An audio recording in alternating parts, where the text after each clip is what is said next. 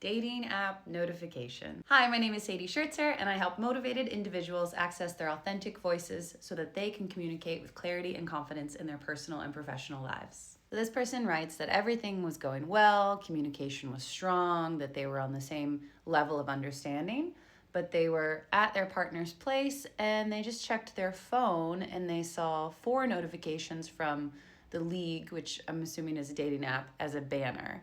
And they weren't able to see what the messages said, just a banner. So then down here they add that they went through about a 2-month break that was hard and have recently rekindled to what I believe to be our strongest time with a lot looking ahead. So it seems like they had already had a relationship with this person, had a separation, and then are now back together. And they're wondering why this person has an active dating app. I know confronting honestly just creates tension, and I don't want to waste my time, but part of me just feels okay with letting it play out.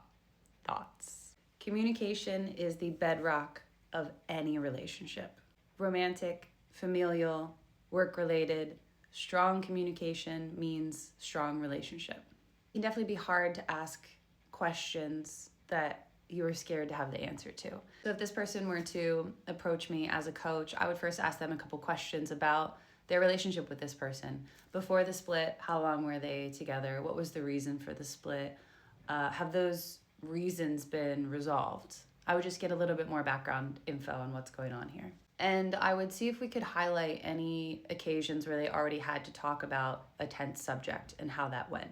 If you are in a relationship and you want it to be exclusive and you express that to your partner and they're not on board, they might not be the right partner for you, or it might just not be the right time. I guarantee you that the disappointment you feel with either of those 2 answers is going to be less than the disappointment you could feel if you allow the relationship to continue on non-exclusively and then find yourself being hurt. It's never healthy to avoid conflict. And what I mean by conflict isn't knockdown, drag out fights. It's bringing up topics that you know can create tension but need to be communicated. Throughout a coaching session, we might role play what that conversation could look like. So I might say, hey, I've really been loving our relationship and I would like for it to be exclusive. Is that something that you also want? And then that would give, in this case, the person who brings up the question to me, a chance to explore what the other person might say. If they respond by saying, hey, I'm not really looking for something exclusive right now, then what we can do is work on removing what tension could build up. When emotions are high, intelligence is low.